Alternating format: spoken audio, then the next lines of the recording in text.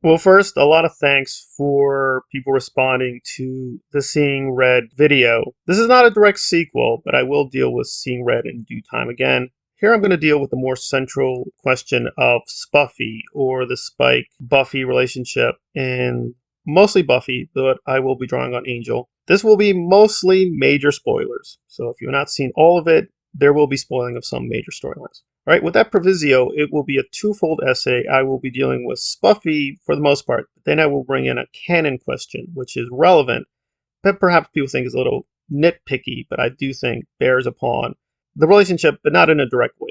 So the central question has always been, is Spuffy possible? Is it healthy? Does it make sense? And does it cohere with the canon? And my answer would be yes. From a Buffy expert perspective, and that is the perspective I'm coming from, it does make sense, except for one major issue, but it's not the one people think. So, on the other side of the table, an argument that people often bring to bear, and again, I want to make a highlight that I think arguments, when it comes to fiction, you have to be very careful what you mean by that. But I'm not going to dive into a whole rigorous discussion of contextualism, Nietzsche, and interpretation. We'll have to do that another time. But insofar as people argue about this, they often say, well, this relationship, whatever I think about it, wherever my preference, I may like it, but selfish love in the Buffyverse is not sustainable. So the issue of Spuffy itself is not the problem, but that Spike isn't capable of real love because his love is selfish love.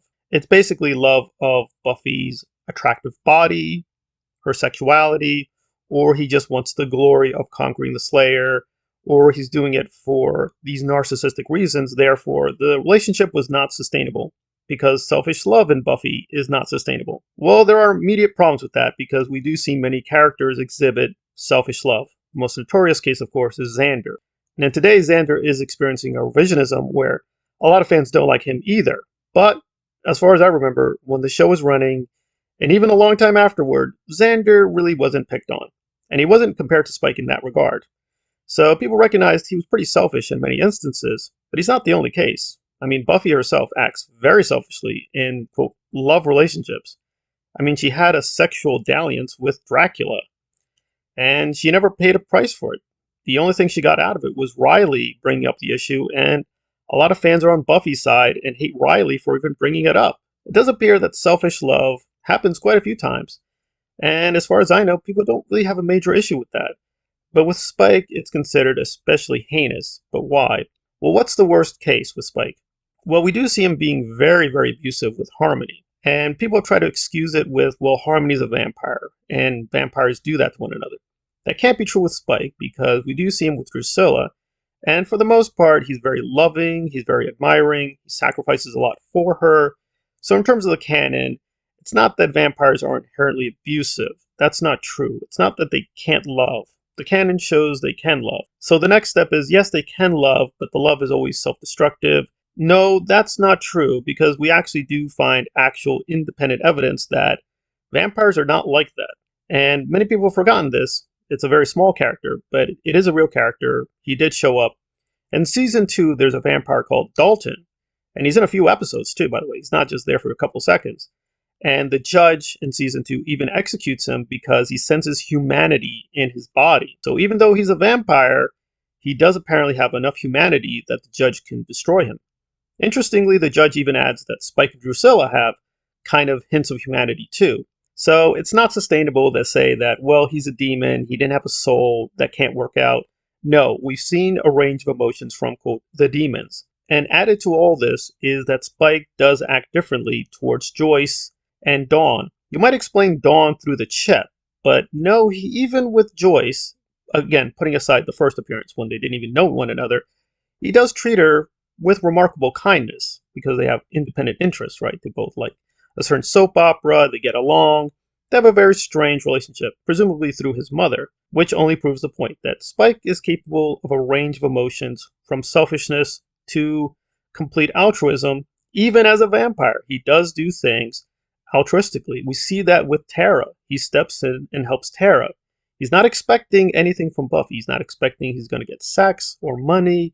He did it to help Tara. So there is a side of him, admittedly, if he can get something out of it, true, whether emotional satisfaction or being violent, he'll do it, but he does act altruistically, although those are in limited cases. The usual issue with Spike, that he's selfish, therefore the love is toxic, can't be correct. We've seen people in love and it be selfish, but it isn't toxic. It may not be healthy, but the relationship does work, at least for a time. The usual case here is Xander and Cordelia. For at least a while, the relationship does work. And Cordelia, of course, has a lot of selfish relationships. They are usually short term, but they do work functionally. And they're not abusive. They may not be the best relationships, but they do work. So the selfishness versus selfless love distinction that the fans, and I'm sure even Joss Whedon and the writers have tried to create, is not really there. It's not really in the show. It's something implied, and that's fine, but it's basically a fan theory. It's in the headcanon. It's not really demonstrated in the show. It appears there's no real issue with Spuffy, but hold on. Now we're going to get into the boring part with the canon, because I do think there is still a major issue with Spike. It's not technically them being in love with one another, but the issue that Spike's backstory makes pretty clear he's a serial killer. And not just a serial killer, but a sadistic serial killer. And the backstory is very clear. Angel, in his first appearance, says this very directly. He says this directly to us, that Spike is not just a murderer. He's one of the worst murderers of all time.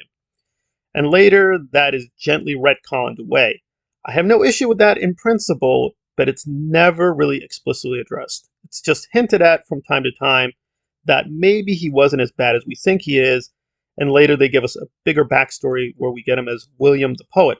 I have no issue with that either, because that does cohere with Season 2, but it does not cohere that even with the chip, they never explicitly deal with this. Granted, he doesn't hurt humans, he can't hurt humans in principle, he can still do a lot of violent things, he can still be very dangerous. We see that with Season 4 in Adam, where he breaks the group up for a while and serves Adam as a kind of underling. So he can still be very dangerous, and he could still hurt people if not directly. But the show never deals with this. We never have a scene where she and Willow or Giles get together and say, okay, he's kind of neutralized, but maybe we should slap a spell on him, or keep him monitored, or do something.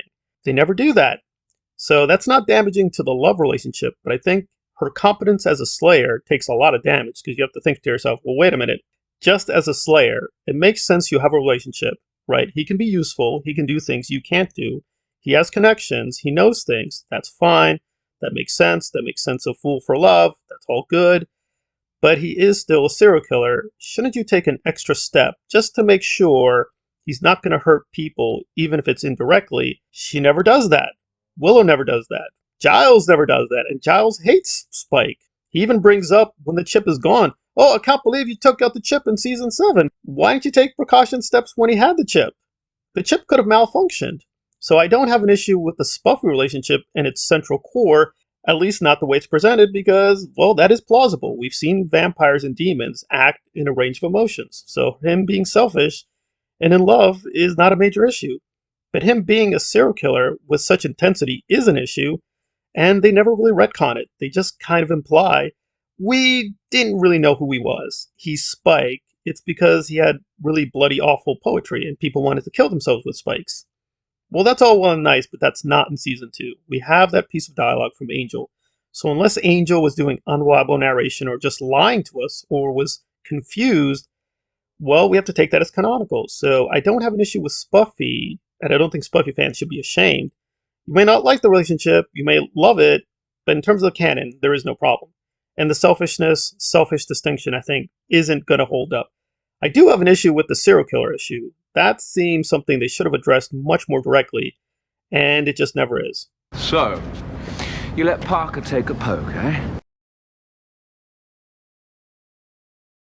It's not an issue with him and Dawn, it's not an issue with him and Joyce, or even him with Buffy, but I would think, generally speaking, he could still be dangerous to civilians. As a Slayer, this seems like a big stupid pill for Buffy to swallow. And again, I'm not even pro-Buffy. I don't like the character in many ways, but I do think, as a character, if she drops below a certain level of competence, that's going to do damage to these relationships and stories, because it's not really a character anymore, it's just a plot point.